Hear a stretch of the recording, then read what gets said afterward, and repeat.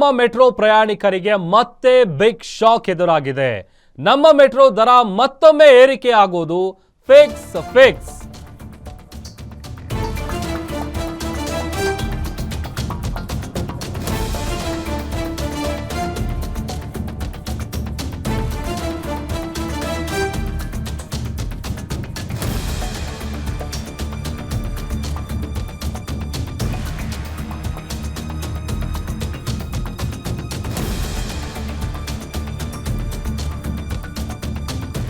ನಮ್ಮ ಮೆಟ್ರೋದಲ್ಲಿ ಪ್ರಯಾಣ ಮಾಡುವಂತಹ ಪ್ರಯಾಣಿಕರಿಗೆ ಮತ್ತೊಂದು ಶಾಕ್, ಮತ್ತೊಮ್ಮೆ ದರ ಏರಿಕೆ ಆಗೋದು ಫಿಕ್ಸ್.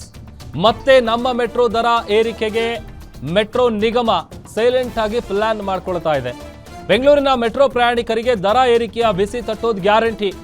ಫೆಬ್ರವರಿಗೆ ನಮ್ಮ ಮೆಟ್ರೋ ದರ ಏರಿಕೆ ಆಗುವಂತ ಸಾಧ್ಯತೆ ಇದೆ.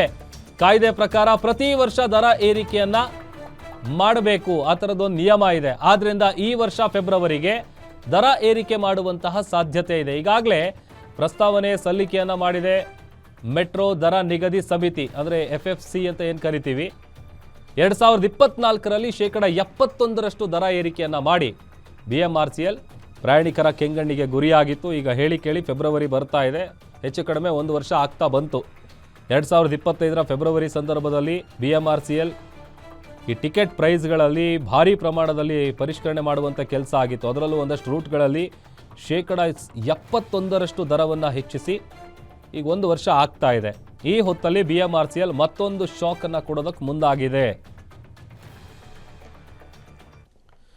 ಮತ್ತಷ್ಟು ಡೀಟೇಲ್ಸ್ ಕೊಡ್ತಾರೆ ನಮ್ಮ ಮೆಟ್ರೋ ಬ್ಯೂರೋ ಹೆಡ್ ಉಲ್ಲಾಸ್ ದೂರವಾಣಿ ಸಂಪರ್ಕದಲ್ಲಿ ಜಾಯ್ನ್ ಆಗಿದ್ದಾರೆ. ಉಲ್ಲಾಸ್, ಈಗ ಆಲ್ರೆಡಿ ದುಬಾರಿ ದುನಿಯಾದಲ್ಲಿ ಜನ ಜೀವನ ಮಾಡ್ತಾ ಇದ್ದಾರೆ. ಅದರಲ್ಲಿ ಈಗ ನಮ್ಮ ಮೆಟ್ರೋ ಪ್ರಯಾಣಿಕರಿಗೆ ಮತ್ತೊಂದು ಬೆಲೆ ಏರಿಕೆಯ ಬಿಸಿ ತಟ್ಟುತ್ತಾ ಹೇಗೆ ಅಂತ ಫೆಬ್ರವರಿಗೆ?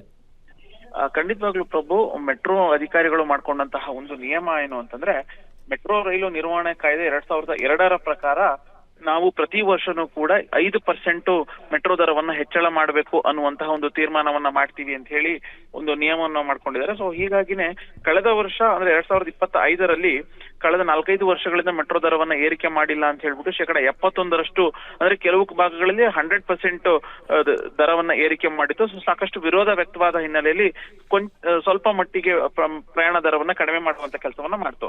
ಅಂದ್ರೆ ಮೆಟ್ರೋ ನಿರ್ವಹಣೆ ಕಾಯ್ದೆ 2002ರ ಪ್ರಕಾರ ಪ್ರತಿ ವರ್ಷ ಫೆಬ್ರವರಿಗೆ ನಾವು ಮೆಟ್ರೋ ಫೇರ್ ಅನ್ನ 5% ಹೆಚ್ಚಳ ಮಾಡಬೇಕು ಅನ್ನುವಂತ ಒಂದು ತೀರ್ಮಾನ ಅಂದ್ರೆ ನಿಯಮದ ಪ್ರಕಾರನೇ ಇದೆ. ಸೊ ಹಾಗಾಗಿ ನಾವು 2025ರಲ್ಲಿ ನಾವು ಮಾಡಿದ್ವಿ.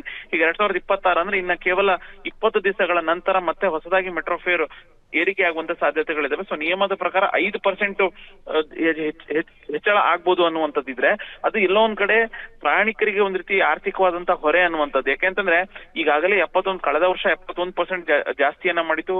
ಬೇರೆ ಬೇರೆ ಮೆಟ್ರೋಗಳಿಗೆ ಹೋಲಿಸಿದ್ರೆ ನಮ್ಮ ಮೆಟ್ರೋ ಫೇರ್ ಸಿಕ್ಕಾಪಟ್ಟೆ ಜಾಸ್ತಿ ಇದೆ.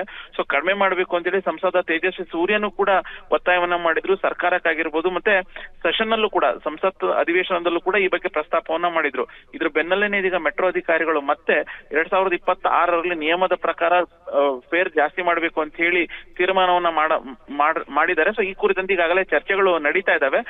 ಎಲ್ಲದೂ ಅಂದ್ಕೊಂಡಂತೆ ಆದ್ರೆ ಫೆಬ್ರವರಿ ಮೊದಲ ವಾರದಲ್ಲೇನೆ ಮೆಟ್ರೋ ಫೇರ್ 5% ಹೆಚ್ಚಳ ಆಗುವಂತ ಸಾಧ್ಯತೆಗಳು ಇದೆ Prabhu. Okay, thank you Ullas.